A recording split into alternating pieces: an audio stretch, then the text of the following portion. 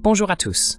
Aujourd'hui, nous sommes le jeudi 18 septembre 2025 et nos amis Michael Hudson et Richard Wolff sont de retour parmi nous. Bienvenue à nouveau. Heureux d'être ici. Michael, tu m'as dit que tu avais regardé mon entretien avec Scott Riddler à propos du budget de la défense et tout ça. Quel est ton avis là-dessus? Tu as mentionné quelque chose avant de venir. Quel était ton point à propos de cette discussion?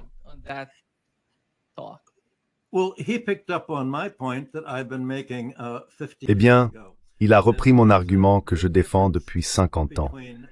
Il existe une grande différence entre l'Amérique et l'effet de la balance des paiements des dépenses militaires américaines à l'étranger. Depuis le déclenchement de la guerre de Corée en 1950, l'ensemble du déficit de la balance des paiements des États-Unis dans les années 1950, 1960 et 1970 provient des dépenses militaires à l'étranger. Le commerce et les investissements du secteur privé ont été exactement équilibrés pendant toutes ces années.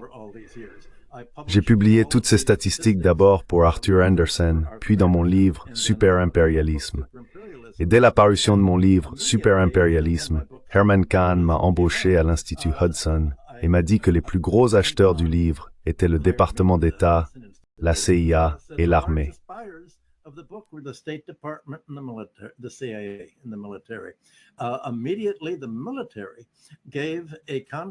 Immédiatement, l'armée a attribué un contrat à l'Institut Hudson pour que j'explique comment l'abandon de l'étalon or a essentiellement permis aux États-Unis de financer leur déficit de la balance des paiements, c'est-à-dire leurs dépenses militaires à l'étranger, en injectant des dollars dans l'économie mondiale, ces dollars finissant dans les banques centrales étrangères et étant recyclés.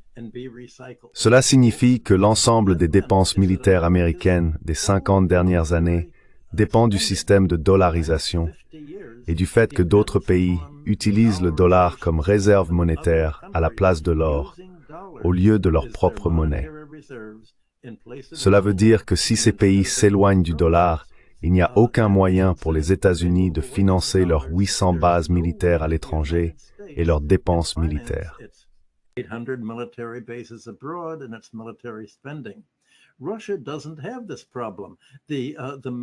La Russie n'a pas ce problème.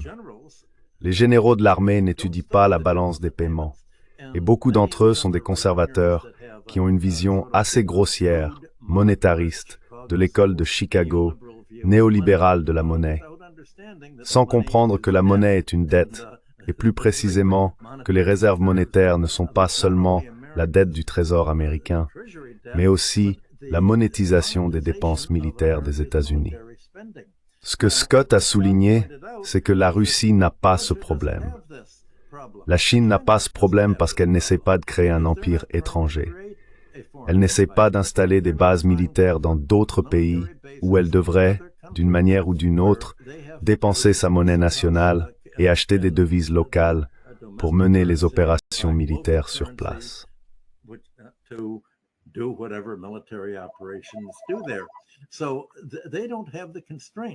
Ils n'ont donc pas les contraintes que les États-Unis ont.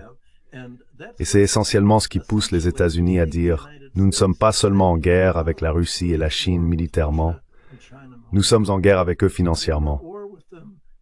Nous ne voulons pas que les BRICS, la Chine, la Russie, l'Iran et leurs autres pays aient une alternative qui leur permette de ne pas utiliser le dollar afin que les dollars que nous dépensons à l'étranger pour toutes ces opérations militaires soient d'une manière ou d'une autre recyclés vers les États-Unis. C'est pour cela que Trump essaye de faire pression sur l'Inde, le Japon, la Corée et l'Europe pour qu'ils promettent d'une façon ou d'une autre de recycler tous les dollars vers les États-Unis. Pourquoi fait-il cela? Remorse Steklo, ce n'est pas simplement pour percevoir des droits de douane afin que le Trésor ait plus d'argent et puisse encore plus réduire les impôts des plus riches.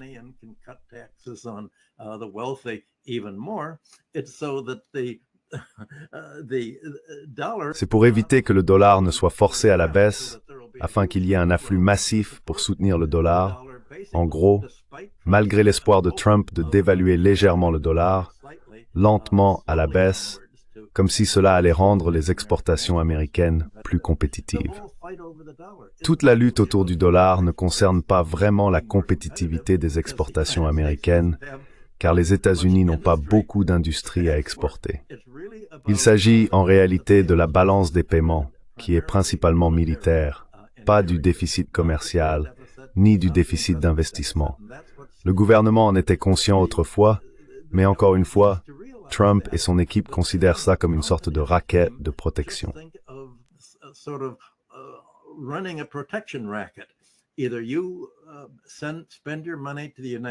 Soit vous dépensez votre argent aux États-Unis, 350 milliards de dollars de votre part, Japon, que vous promettez d'investir ici, encore 350 milliards de votre part, Corée, soit nous allons simplement augmenter les droits de douane et vous refuser l'accès au marché américain.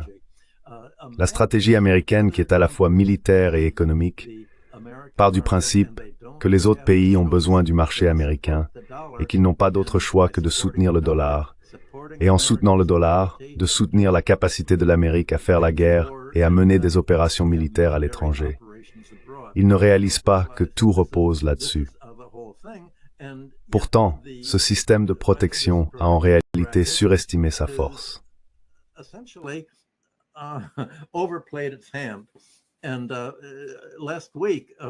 Et la semaine dernière, la Corée a dit « Attendez une minute. Vous venez de dire au Japon de vous payer 350 milliards de dollars et vous récupérez tous les profits de ce qu'il dépense. Vous prenez 90% des profits et vous nous en laissez 10%. S'il y a des profits, selon la façon dont vous arrangez ça avec votre comptabilité Hollywood-Pentagone. Donc c'est juste, vous avez besoin du marché américain. Nous pouvons vous en priver et ce serait le chaos pour vous. » Eh bien, c'est pas vraiment le chaos. Ils ont essayé la même chose avec la Chine la semaine dernière et la Chine a protesté et a dit « Pardon, ils ont essayé avec la Corée, pas la Chine la semaine dernière. » La Corée a protesté et a dit « Nous ne sommes pas le Japon. Nous n'avons pas 350 milliards de dollars. Nous sommes bien plus petits et vous bloquez nos exportations automobiles vers le marché américain. »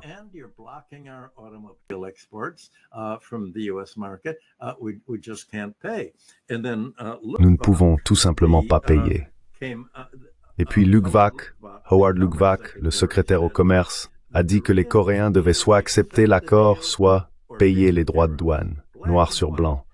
Payer les droits de douane ou accepter l'accord. Eh bien, hier, le ministre des Affaires étrangères de la Corée s'est rendu en Chine. Et il n'y a pas un mot dans les journaux sur ce qu'ils discutent, mais on peut facilement imaginer. La Corée se rend compte que Trump va insister. Nous avons besoin de votre argent pour continuer nos dépenses militaires à l'étranger et pour financer notre déficit budgétaire. Nous allons vous fermer le marché.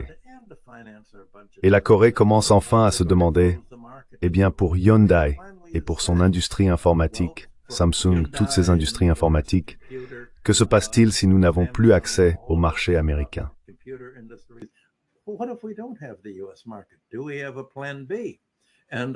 Avons-nous un plan B? Et je soupçonne qu'ils parlent de la Chine.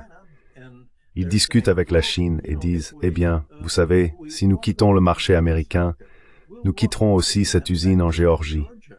Évidemment, il y a une telle réaction en Corée que nous ne pouvons pas nous le permettre. Si nous partons, pouvez-vous trouver un moyen d'utiliser notre capacité industrielle en partenariat avec vous dans le cadre de votre sphère de prospérité? La nouvelle sphère de prospérité de la Chine. Et d'ailleurs, si nous faisons cela, nous soutiendrez-vous lorsque nous demanderons aux Américains de retirer leurs bases militaires d'ici?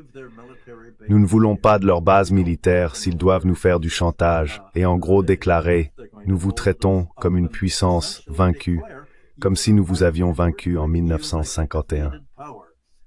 Il n'y a jamais vraiment eu de fin à la guerre de Corée.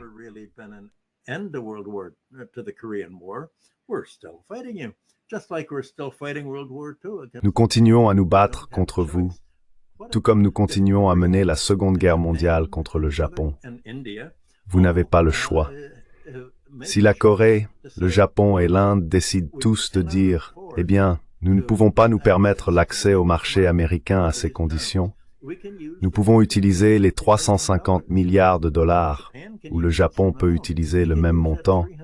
Nous pouvons utiliser ces 350 milliards de dollars pour subventionner notre propre industrie, maintenir notre emploi et soutenir notre main-d'œuvre, pendant que nous traversons le changement radical qui consiste à réorienter notre commerce des États-Unis et de l'Europe vers nos nouveaux partenaires asiatiques.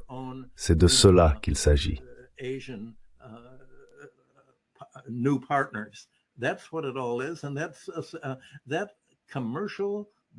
cette considération de la balance commerciale des paiements est en réalité une considération militaire fondamentale à la racine du problème. Et c'est cela qui effraie vraiment les États-Unis. C'est la guerre du Vietnam qui a forcé les États-Unis à abandonner l'étalon or en 1971.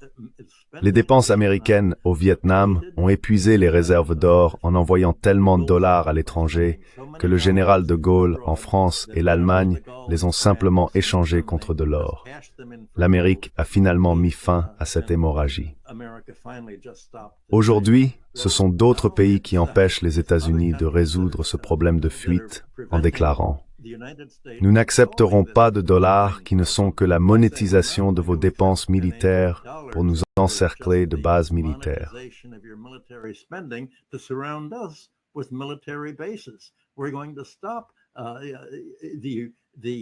Nous allons stopper le flux financier qui alimente toute votre nouvelle guerre froide.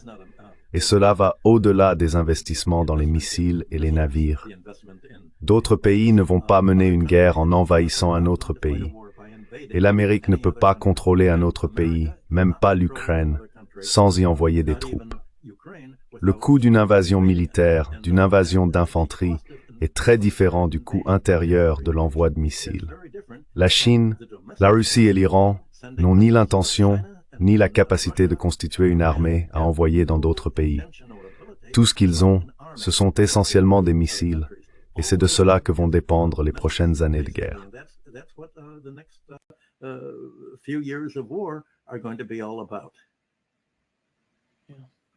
Vas-y, Richard.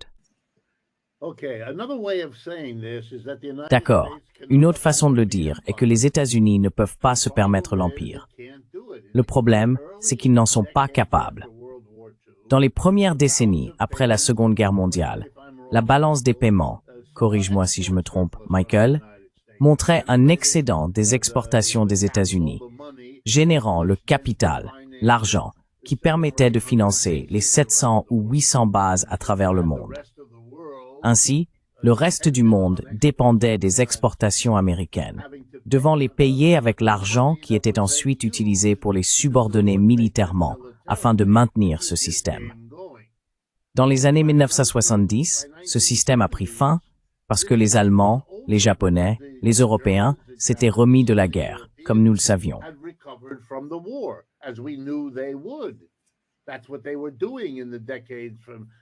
C'est ce qu'ils faisaient pendant les décennies de 1945 à 1975. Au cours de cette période de 30 ans, les États-Unis ont perdu leur position prééminente dans l'économie mondiale en tant qu'exportateurs. Ils auraient soit dû arrêter parce qu'ils ne pouvaient plus financer leurs aventures militaires à l'étranger grâce à leur excédent commercial, soit ils auraient dû faire ce que Michael a si bien décrit. Ils auraient dû trouver une autre voie. Et la dollarisation, le fait de libeller tous les contrats pétroliers en dollars, et l'exagération de la menace soviétique que les Européens copient aujourd'hui parce qu'ils ne connaissent pas d'autres politiques, leur ont alors permis de mettre en place le programme de déficit.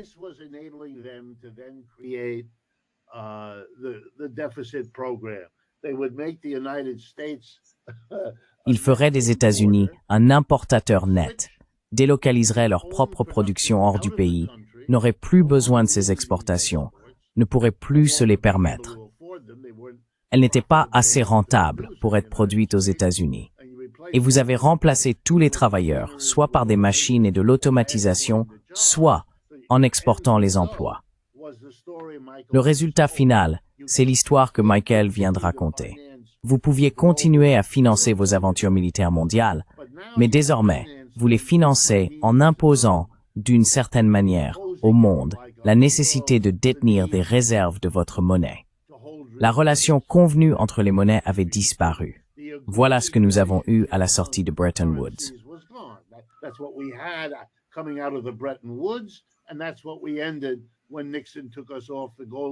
Et c'est ce qui a pris fin lorsque Nixon nous a retirés de l'étalon or en 1971. Ensuite, vous avez l'histoire de Michael. Mais laissez-moi faire quelque chose que nous ne faisons pas assez souvent. Permettez-moi de vous parler un peu, dans cette émission, des limites de tout cela. Pour maintenir les choses aujourd'hui, alors que nous n'avons plus d'exportation et que la capacité des États-Unis à importer diminue chaque jour parce que la majorité de notre population est tout simplement trop pauvre. Je veux dire, une statistique est sortie cette semaine, si je ne me trompe pas, selon laquelle les 10% les plus riches de la distribution des revenus représentent 50% de la demande de consommation dans notre société. C'est une autre façon de dire que les 90% restants sont fauchés.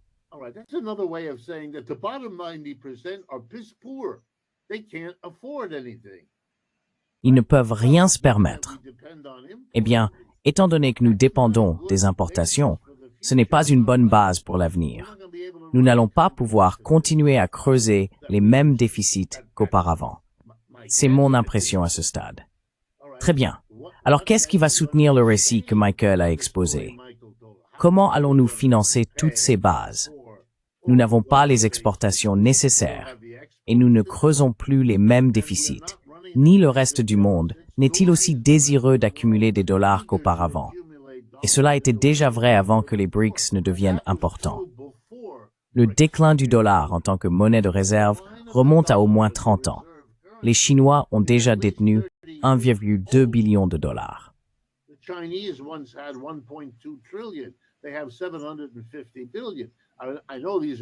Ils disposent de 750 milliards de dollars. Je sais que ce sont de gros chiffres, mais c'est une forte baisse. Ce n'est pas surprenant, mais c'est une forte baisse. Donc pour ma part, je commence à me demander combien de temps cela peut-il durer. Et si l'on ajoute à cela le fait que les paiements militaires dans ce pays constituent un soutien keynésien à la demande globale de notre société, on comprend alors qu'il ne peut pas se permettre une armée, mais qu'il ne peut pas non plus se permettre de ne pas en avoir. Et je soupçonne que c'est la raison pour laquelle M. Trump, qui est arrivé au pouvoir en promettant de mettre fin aux guerres sans fin, n'a ni réussi à les arrêter, ni pu éviter d'en provoquer d'autres. Il a attaqué l'Iran et il s'emploie maintenant activement à provoquer le Venezuela en prenant des mesures extraordinaires pour y parvenir. Et donner carte blanche à M. Netanyahou est tout à fait extraordinaire.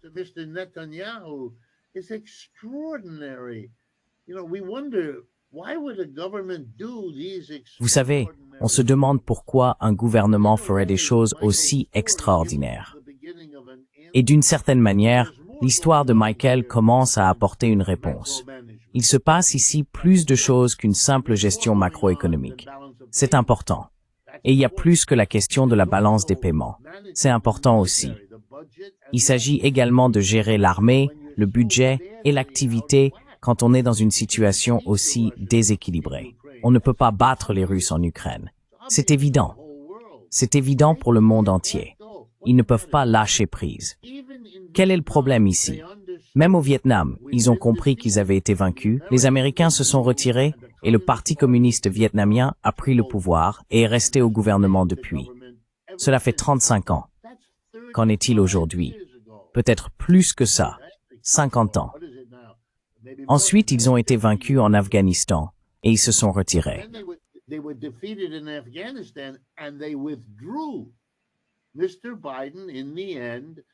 Monsieur Biden, au final, a fait ce que les présidents précédents n'osaient pas faire, à savoir dire « c'est sans espoir ». Ils sont en train de perdre. Le magazine Harper's vient tout juste de sortir cette semaine, et en couverture, l'article principal du magazine porte ce titre. Pourquoi l'armée américaine perd-elle toutes les guerres? Waouh! On peut désormais poser publiquement la question interdite. Et si le reste du monde s'inquiète de la situation économique des États-Unis, il faut se rappeler qu'ils s'inquiétaient aussi de leur puissance militaire et que ce danger s'estompe à mesure que l'on observe ce qui se passe dans le monde. Le désespoir qui règne aux États-Unis Le tournant fascisant auquel nous sommes confrontés chaque jour est le reflet de toutes ces impasses auxquelles sont confrontés ceux qui dirigent ce système.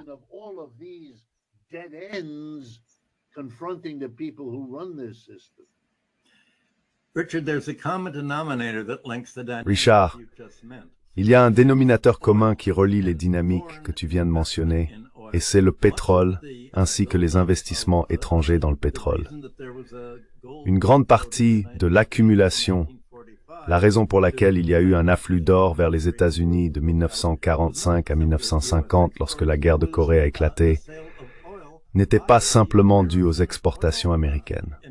C'était la vente de pétrole par le secteur pétrolier américain, une industrie qui contrôlait le pétrole mondial. Et depuis 100 ans, et j'ai déjà souligné ce point dans notre émission, Nima, la pierre angulaire du contrôle américain sur la monnaie, la balance des paiements et la coercition militaire, c'est le pétrole, ainsi que l'alimentation et l'agriculture.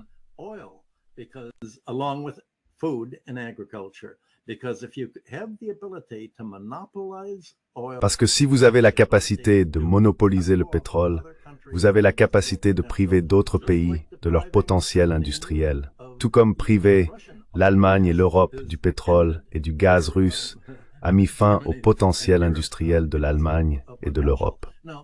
Cela explique un certain nombre de choses que vous avez pu observer récemment. Non seulement l'Amérique a continué de faire tout ce qu'elle pouvait pour isoler les achats étrangers de pétrole russe, même chose pour le pétrole iranien, elle a renforcé toutes les sanctions à leur encontre. Et la raison pour laquelle l'Iran a été renversé en 1953 était en grande partie parce qu'ils voulaient nationaliser le pétrole. Et les Américains et les Britanniques ensemble, c'était alors une entreprise pétrolière anglo-iranienne, ont estimé qu'ils perdaient le contrôle de l'influence pétrolière.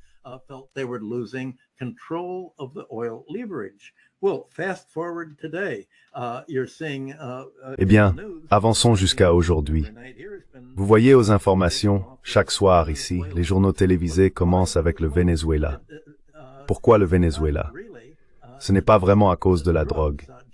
De la même manière qu'Israël affirme que tous les Palestiniens sont du Hamas, les États-Unis prétendent que tous les Vénézuéliens, leurs pêcheurs, leur population, sont des trafiquants de drogue. En réalité, si les informations commencent chaque soir par l'explosion d'un bateau de pêche ou d'un autre bateau qui n'a apparemment aucun lien avec le trafic de drogue, c'est parce que les États-Unis essayent de créer un récit selon lequel cette lutte contre le Venezuela serait une lutte contre la drogue. Il s'agit en fait non seulement de reprendre le contrôle du pétrole vénézuélien, mais plus précisément d'empêcher les récentes négociations de la Chine avec le Venezuela pour investir dans le développement des énormes réserves pétrolières du pays sous le lac Maracaibo.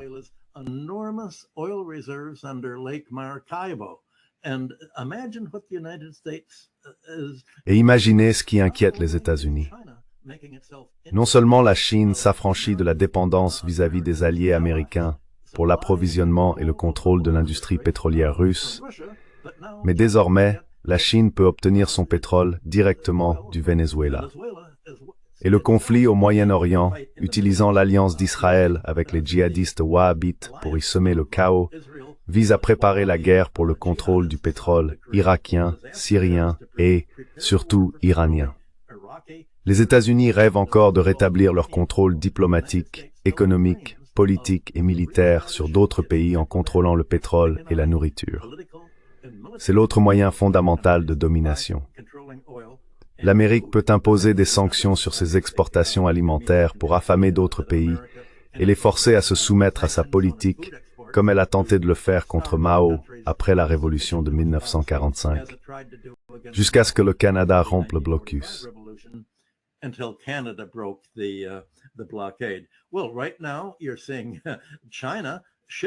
Eh bien, en ce moment, vous voyez la Chine déplacer volontairement ses importations de soja des États-Unis vers le Brésil pour acheter son soja là-bas. Jusqu'à cette année, la Chine représentait 50% de toute la production de soja aux États-Unis et 70% de la production de soja dans le cas du Dakota du Nord. Et tout à coup, il n'y a plus aucune demande de la Chine pour le soja. Et pourtant, c'est une tempête parfaite pour l'agriculture américaine. Vous avez la récolte de maïs et de soja, une récolte exceptionnelle cette année à cause des conditions météorologiques extrêmes. Toute cette récolte s'accumule. Il n'y a nulle part où la vendre. Ils n'ont pas assez de capacité de stockage pour mettre le soja et le maïs dans des silos. Il y a maintenant un énorme marché pour de grands sacs en plastique afin de commencer à les stocker dedans. C'est une catastrophe.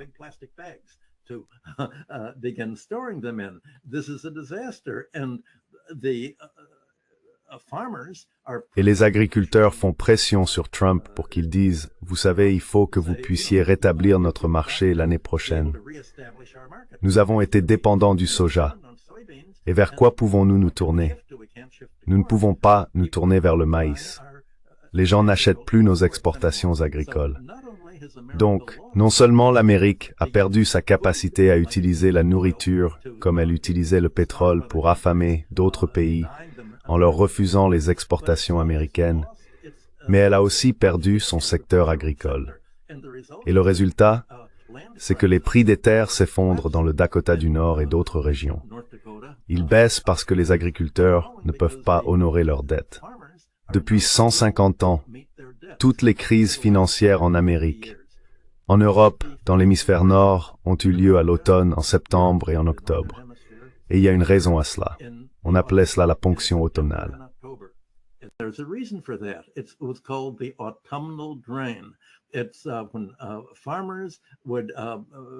C'est lorsque les agriculteurs devaient emprunter de l'argent pour transporter leurs récoltes et les vendre sur les marchés.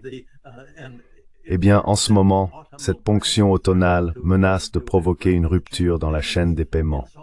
Insolvabilité, arriérés, faillite et saisie. C'est de cela qu'on parle actuellement dans le Nord-Ouest et le Midwest américain. Des saisies de terres agricoles qui n'ont pas de débouchés. Et il n'y a rien que Trump puisse faire à ce sujet maintenant, car le changement est irréversible.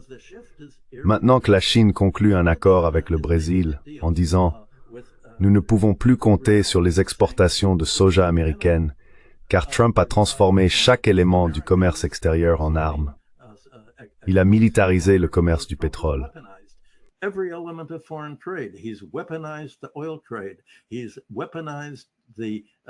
Il a instrumentalisé le commerce agroalimentaire pour essayer de rendre d'autres pays suffisamment dépendants afin de les faire chanter avec son système de protection. Eh bien, nous n'avons pas besoin du marché américain. Dieu merci, nous vous avons au Brésil. Ainsi, les agriculteurs brésiliens se réorganisent et replantent leur culture pour se tourner vers le soja.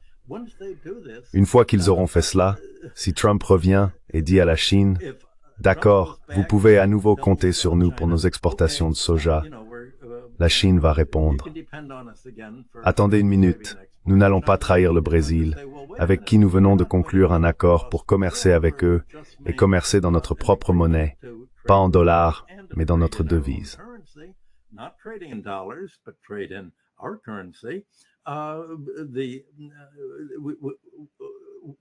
Une fois que nous aurons opéré ce changement et que l'ensemble de l'économie nationale, le Brésil, se sera tourné vers une dépendance à notre marché, nous n'allons pas changer de cap du jour au lendemain comme vous le faites aux États-Unis et simplement dire « D'accord, nous allons changer et avoir un nouveau marché ». Un tel changement est irréversible. Vous pouvez imaginer à quel point la menace pour l'Amérique de perdre la capacité d'utiliser la nourriture, soja, céréales, blé et pétrole, en raison des initiatives de la Chine et d'autres pays pour devenir des fournisseurs alternatifs aux États-Unis, signifie que l'Amérique a perdu les deux principaux éléments, non seulement de ses exportations, mais aussi des investissements étrangers dans le pétrole et les terres agricoles que les investisseurs américains contrôlaient.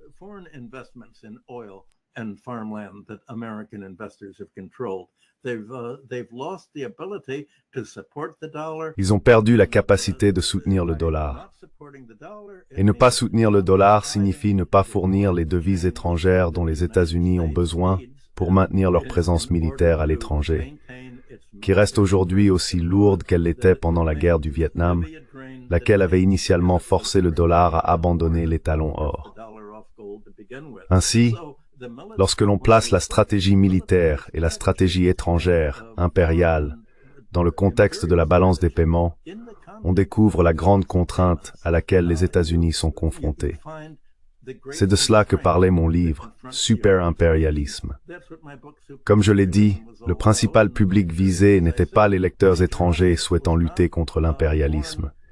C'était le département de la Défense. Le département d'État et la CIA qui l'ont utilisé comme un manuel pratique. C'est ainsi qu'il faut envisager le contexte de la diplomatie américaine, qu'elle soit militaire ou non militaire.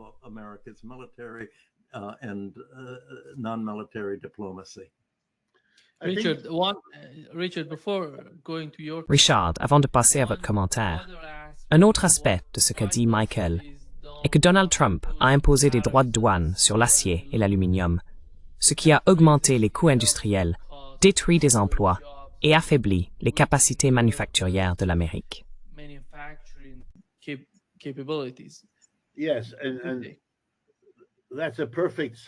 Oui, et c'est une transition parfaite.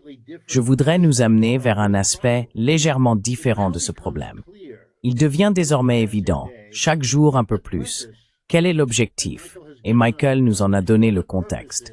Quel est l'objectif? D'une part, d'augmenter les droits de douane, et d'autre part, de les utiliser comme monnaie d'échange pour amener d'autres pays à accepter d'investir de l'argent aux États-Unis.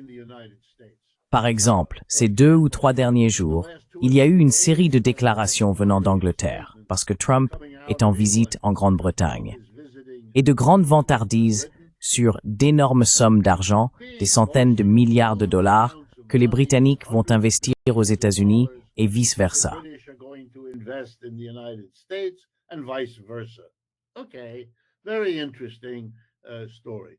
D'accord, c'est une histoire très intéressante. Mais regardons la réalité en face. Premièrement, le but des droits de douane était de faire quelque chose que le pays cherche aujourd'hui désespérément à accomplir. Je veux insister sur ce point, car je ne pense pas qu'il soit bien compris. Nous voyons un président républicain à la tête d'un parti républicain qui, depuis 100 ans, porte l'idée que l'impôt est mauvais et que le gouvernement ne devrait taxer personne, que nous sommes en faveur de l'entreprise privée, pas de l'entreprise d'État, et que le gouvernement ne devrait pas blablabla. Et que fait-il? Il impose un impôt énorme au peuple américain. C'est exactement ce que sont les droits de douane.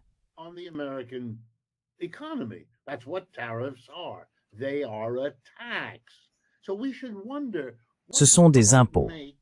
Nous devrions donc nous demander qu'est-ce qui pourrait pousser des chefs d'entreprise conservateurs, mus par l'idéologie, qui détestent payer des impôts et qui soutiennent le gouvernement, le Parti républicain, depuis un siècle pour maintenir leurs impôts bas, et pour qui cela a bien fonctionné, à tout renverser soudainement et à imposer un impôt énorme. Réponse. Ils sont désespérés. Ils n'ont pas d'autre issue. Leur endettement est hors de contrôle.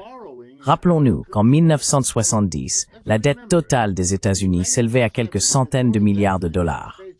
Aujourd'hui, elle atteint 37 000 milliards de dollars. C'est une augmentation qui éclipse la production. Les prix, rien n'augmente autant. Nous sommes endettés à la folie. Pourquoi?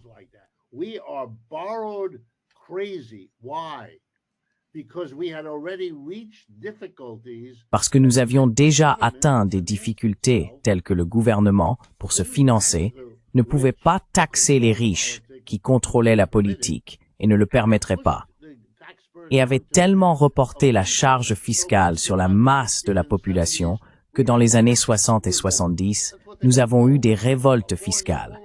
C'est ainsi qu'on les appelait, en Californie, partout aux États-Unis. Et alors la solution a commencé. Quand les politiciens n'osent pas taxer leurs donateurs et ne peuvent plus taxer le peuple, que font-ils? Ils empruntent, comme si c'était une alternative magique. Et à qui empruntent-ils? Aux entreprises et aux riches, qui prêtent au gouvernement l'argent qu'ils n'ont pas eu à payer en impôts.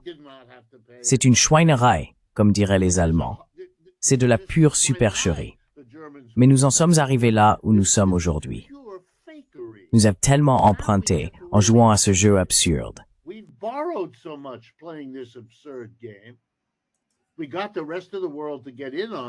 Nous avons amené le reste du monde à participer à cela, en détenant leurs richesses sous forme de bons du Trésor américain, etc., au point où nous sommes arrivés.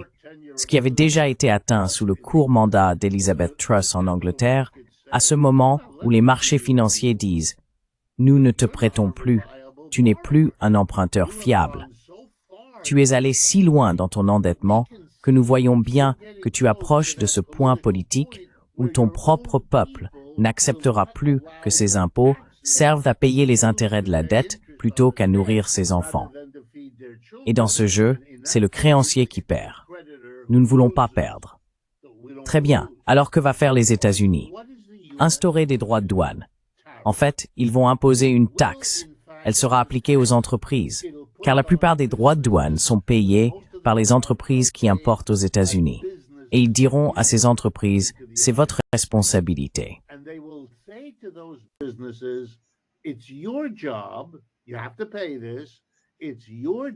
Vous devez payer cela.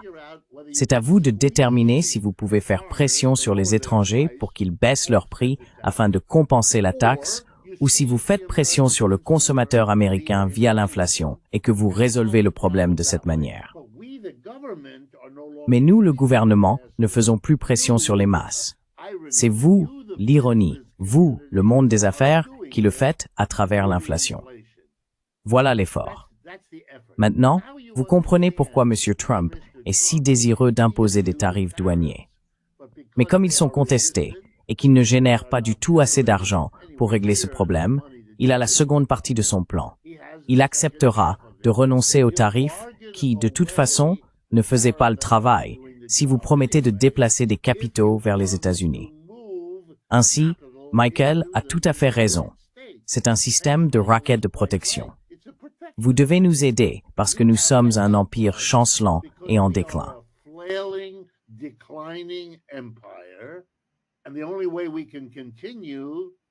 Et la seule façon dont nous pouvons continuer à vous protéger, c'est ce qu'ils disent aux Européens. C'est que vous devez nous aider. Vous devez nous donner tout cet argent. Keir Starmer, hier, dans un spectacle aussi pathétique que tout ce que j'ai pu voir, se vante que les États-Unis se sont engagés à investir 150, voire peut-être 250, les chiffres sont un peu flous, millions sur les 10 prochaines années au Royaume-Uni. Et il dit avec une vraie fierté que cela va, espérons-le, créer 7900 emplois. Alors j'ai regardé les statistiques. Quelle est la situation de l'emploi en Angleterre entre août 2023 et août de cette année? Ils ont perdu 127 000 emplois. Ils se vantent de quelque chose qui ne peut même pas compenser 10% du déclin de l'Empire britannique. Et cela s'étale sur 10 ans. C'est un aveu d'échec déguisé en réussite. Dernier point.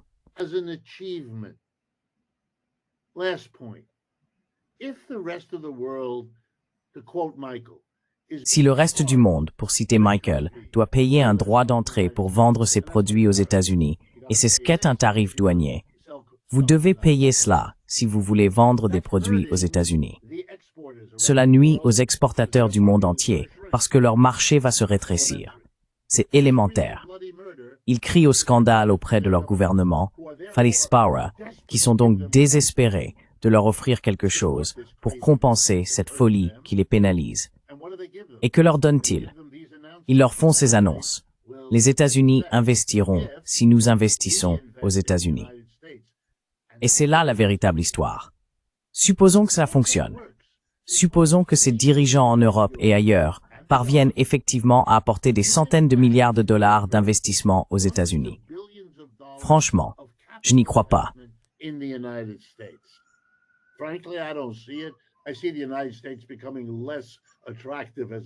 Je constate que les États-Unis deviennent chaque jour moins attractifs en tant que lieu d'investissement. Mais supposons que je me trompe et que l'argent arrive. Alors, dans ces pays, l'austérité déjà imposée à la population dans chacun des pays européens, seule la rapidité d'application diffère, pas le phénomène, continuera. Dans ce pays, il sera possible pour l'opposition de gauche radicale, et d'ailleurs peut-être aussi pour l'opposition de droite, de dire ce que nous dirions ici. Nous avons des dirigeants qui ont fait en sorte que l'argent qui aurait pu être investi pour créer des emplois dans notre pays a été envoyé dans cet autre pays. Et pourquoi? Parce qu'ils nous frappent avec des droits de douane. C'est impossible. Vous ne survivrez pas politiquement si c'est ce programme que vous appliquez effectivement.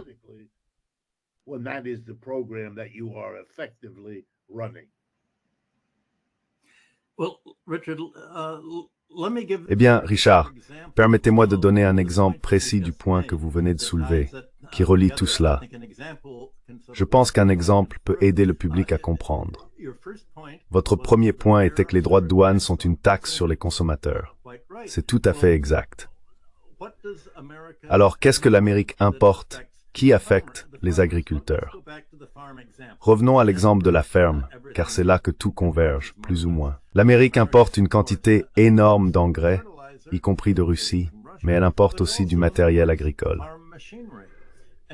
L'un des problèmes, c'est que l'effondrement du marché du soja entraîne un effondrement des revenus, et donc la capacité d'acheter de nouvelles machines agricoles pour des entreprises comme John Deere & Company, qui vient de licencier, je crois, plus de 1000 ou 2000 travailleurs parce que les agriculteurs n'ont pas assez d'argent pour acheter de nouveaux équipements de récolte.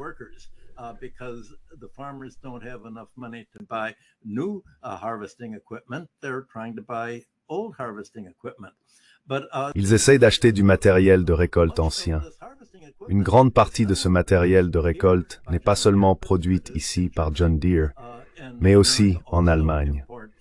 Et l'Amérique importe également du matériel de récolte auprès des entreprises concurrentes de Deere, également en Allemagne. Eh bien, tout à coup, ils constatent que leurs coûts augmentent considérablement en raison de l'incapacité à obtenir de l'énergie et de l'acier. Ils exportent donc, essayant d'approvisionner le marché ici avec les produits qu'ils fabriquent en Allemagne.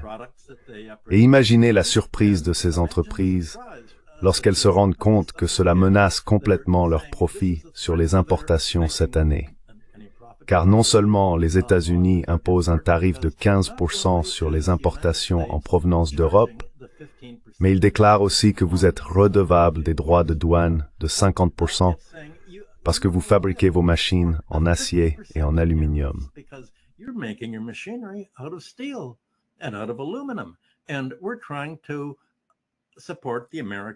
Et nous essayons de soutenir l'industrie américaine de l'acier et de l'aluminium, parce que c'est le seul syndicat que je peux obtenir qui accepte réellement de suivre ma prétention, selon laquelle mes politiques pour les 10% les plus riches sont en réalité des politiques pour les travailleurs. J'ai besoin de créer un récit, un acte symbolique, et donc mon acte symbolique va sacrifier une industrie typiquement américaine qui fabrique ses produits à partir d'acier et d'aluminium. Eh bien, vous pouvez imaginer ce que cette manœuvre politique insensée a provoqué. Cela signifie que Deere & Company et les exportateurs allemands découvrent soudainement que lorsqu'ils essayent de fournir le matériel de récolte dont l'agriculture américaine a besoin, les prix ont énormément augmenté. Vous avez fait remarquer, eh bien, peuvent-ils contourner cela en investissant aux États-Unis?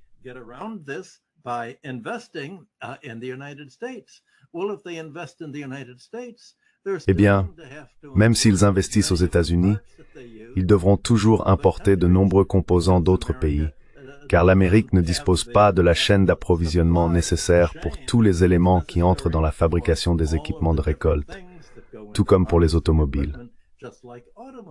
Tous ces droits de douane ont étouffé la rentabilité des importations pour les entreprises, en augmentant les prix à un tel niveau que, comme vous le dites, soit les entreprises absorbent le coût, auquel cas elles ne réalisent pas de bénéfices, et avoir une société, c'est justement pour faire des bénéfices. Donc, il y a une limite à ce qu'on peut faire.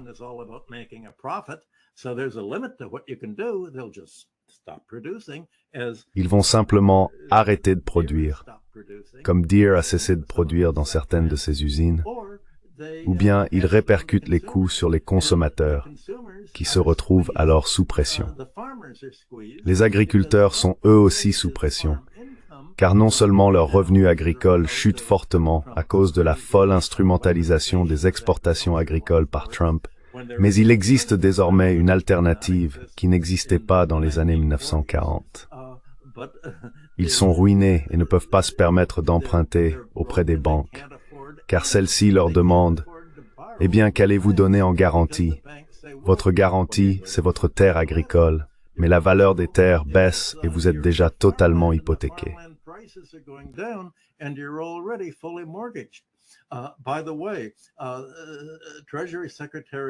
Au fait, le secrétaire au Trésor Besant, qui gagne $1 million par an en loyer grâce à l'une de ses propriétés foncières dans le Dakota du Nord, principalement utilisée pour produire tout cela, a été accusé par le Congrès d'avoir un conflit d'intérêts et il doit vendre ce terrain d'ici la mi-décembre dans un marché en chute libre. Eh bien, vous pouvez imaginer à quel point il est content, au moins, que la Réserve fédérale ait baissé ses taux d'intérêt l'autre jour. Tous les journaux ont dit, eh bien, avec une baisse des taux d'intérêt d'un demi-point, ça va faire baisser les taux hypothécaires pour le logement et l'achat d'équipements. Mais c'est une illusion. Les taux à court terme ont effectivement baissé hier, oui, d'1/4 de point. Les taux à long terme ont augmenté parce qu'on a dit que cela allait être inflationniste.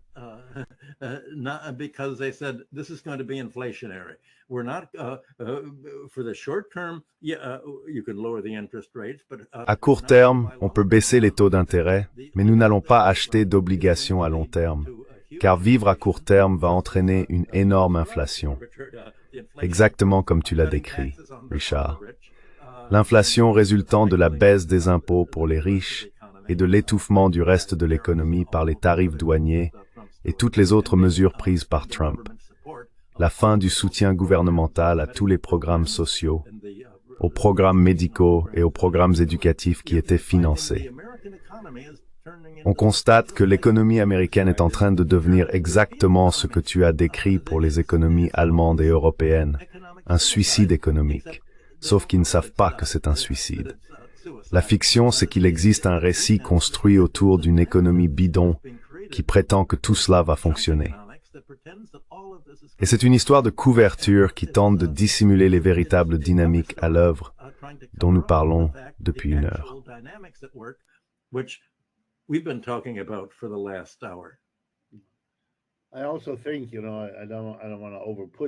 Je pense aussi, vous savez, je ne veux pas exagérer, mais je crois vraiment qu'il y a une forme d'auto-illusion ici. Les 10% les plus riches jouent en bourse, ils possèdent la majorité des actions, ce sont les PDG, ils sont liés à eux, et tout cela. Et pour eux, ils conservent une grande partie de leur richesse. C'est les 90% restants. Et c'est pourquoi on retrouve de plus en plus cette vieille idée d'une économie à deux vitesses. 10% d'entre nous vivent dans un monde de restaurants chics, de nourriture en abondance et tout le reste. Et le reste d'entre nous sommes ceux qui sont traumatisés à chaque fois que nous allons à l'épicerie parce que nous ne pouvons plus nous permettre. Voici une statistique à considérer. Par rapport à l'année 2020, donc il y a 5 ans, le prix du bœuf aux États-Unis a augmenté de plus de 50%. Vous savez, les hamburgers font partie de l'alimentation de base américaine, du moins pour ceux qui peuvent encore se permettre de manger de la viande.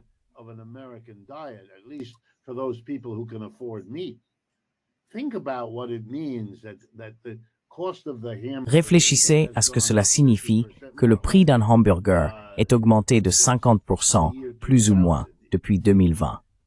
Vous voyez une division qui explique notre politique, mais c'est une division que je ne pense pas durable, ni par l'idéologie ici, qui continue de promettre que cette situation va perdurer, même si sa base, comme nous essayons de le montrer, devient de plus en plus fragile. Et je vois certaines de ces politiques comme un peu folles, à la Trump, si je peux utiliser la métaphore du football américain, comme une passe Hail Mary. Vous allez attaquer l'Iran. Peut-être que vous pouvez gagner. Peut-être que l'Iran disparaît. Peut-être que l'Occident peut s'emparer de tout le pétrole iranien. Blabla. Jusqu'à ce que les Russes fassent remarquer, vous savez, nous avons un accord avec les Iraniens. Si vous venez vraiment ici, nous devrons nous battre contre vous. Et une chose est sûre, vous n'aurez jamais ce pétrole.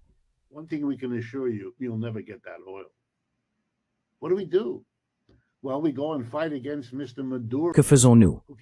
Eh bien, nous allons combattre M. Maduro, qui ne peut pas se défendre, du moins pas au sens conventionnel, et nous devenons juges, jurys et bourreaux des malheureux Vénézuéliens qui prennent un bateau à 1000 milles des États-Unis et se font incinérer. Toute l'affaire étant gérée par le président sans aucune preuve que ces personnes faisaient quelque chose d'illégal, pour laquelle même la peine n'est pas l'exécution. Et pourtant, ils ont été exécutés pour un crime dont ce n'est pas la sanction légale. Je veux dire, d'accord, ce sont des actes assez désespérés, et espérer que les Israéliens pourront d'une manière ou d'une autre sortir un lapin du chapeau au Moyen-Orient et devenir une puissance dominante acceptable. Franchement, il faut vraiment croire à beaucoup de magie pour aligner ces politiques de cette façon.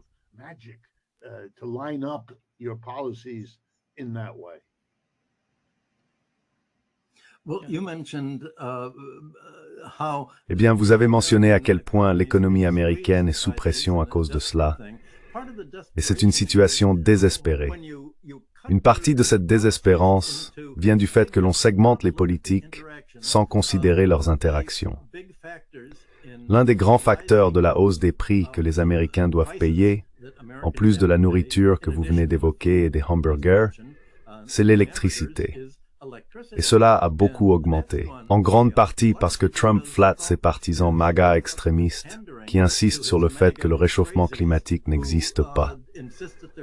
Encore une fois, Trump a dit « Si nous devons placer toute notre confiance dans le contrôle du monde par l'industrie pétrolière, je vais soutenir l'industrie pétrolière et ma base MAGA en disant « Arrêtons tous les investissements que nous faisons dans l'énergie éolienne et solaire. »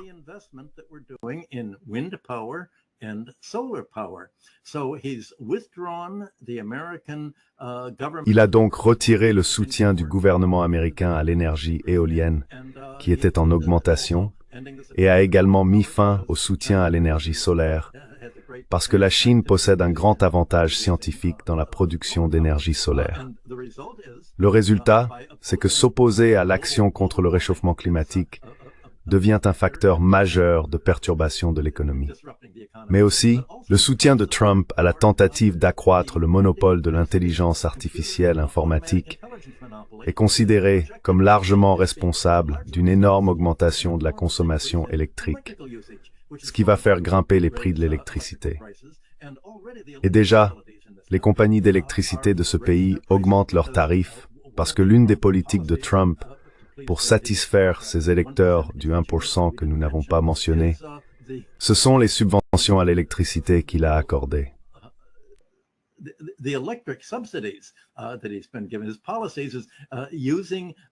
Ces politiques consomment une quantité énorme d'électricité et il faut pratiquement 10 ans pour accomplir toutes les démarches de relations publiques et les dépôts réglementaires nécessaires à la construction d'une nouvelle centrale électrique afin de fournir l'énergie, non seulement pour l'industrie croissante de l'informatique et de l'intelligence artificielle, mais aussi pour la simple augmentation normale de la demande en électricité.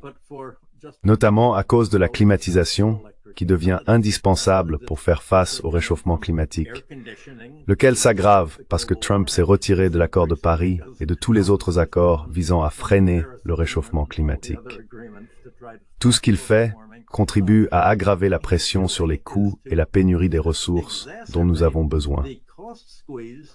Or, l'électricité ne joue pas un rôle important dans l'indice des prix à la consommation.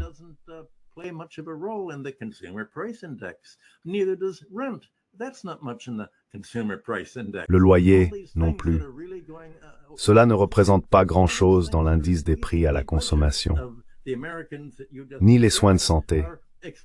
Toutes ces choses qui pèsent sur le budget des Américains que vous venez de décrire sont exclues des statistiques dont parle le gouvernement, pensant que si on ne les mentionne pas, on pourra peut-être convaincre les gens de notre version officielle. C'est aussi fantaisiste que la guerre chaude américaine contre la Russie, où l'on affirme que nous sommes en train de gagner en Ukraine parce que l'économie russe s'effondre. Mais elle ne s'effondre pas, car il s'agit d'une économie autosuffisante. Elle produit tout ce dont elle a besoin, au lieu de devenir dépendante des importations grâce en grande partie aux sanctions américaines qui ont été imposées.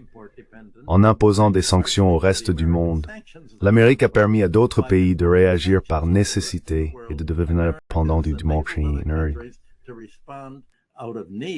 To become independent of the U.S. market. So Trump has essentially created a situation. Trump a essentiellement créé une situation où le reste du monde est indépendant. Et alors que Trump réagit à cela en formulant encore plus d'exigences impossibles à réaliser en pratique, il isole davantage les pays américains et européens de l'OTAN, ainsi que leurs alliés du reste du monde. Nous assistons donc à la convergence de toutes ces mauvaises politiques au service d'intérêts particuliers. Pour soutenir l'industrie pétrolière, Wall Street, le secteur bancaire, les syndicats qui soutiennent Trump. Tout cela est en train de s'effondrer, et cela provoque l'effondrement de l'économie américaine. Lentement, un crash lent, mais un crash qui ne pourra pas être inversé sans un changement radical, non seulement de l'économie, mais aussi de toute la Constitution et de l'ensemble du fonctionnement des systèmes juridiques et politiques qui sont responsables de ce chaos.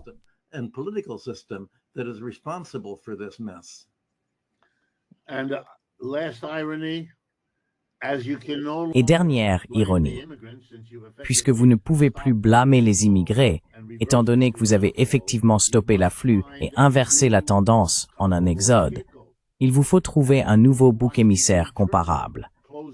Et si vous observez la fermeture interne de la critique, qui s'étend même aux humoristes de fin de soirée, vous pouvez voir cela se mettre en place. La gauche intérieure devient le nouveau bouc émissaire pour justifier pourquoi toutes ces mesures prises par l'ICE contre les immigrés n'ont pas fonctionné. Il n'y a pas de véritable regain d'investissement ici, pas du tout. Il n'y a pas de renaissance de l'industrie, pas du tout. Tout cela n'est que poudre aux yeux et recherche de boucs émissaires, car c'est le seul bilan de ces 8 premiers mois au pouvoir.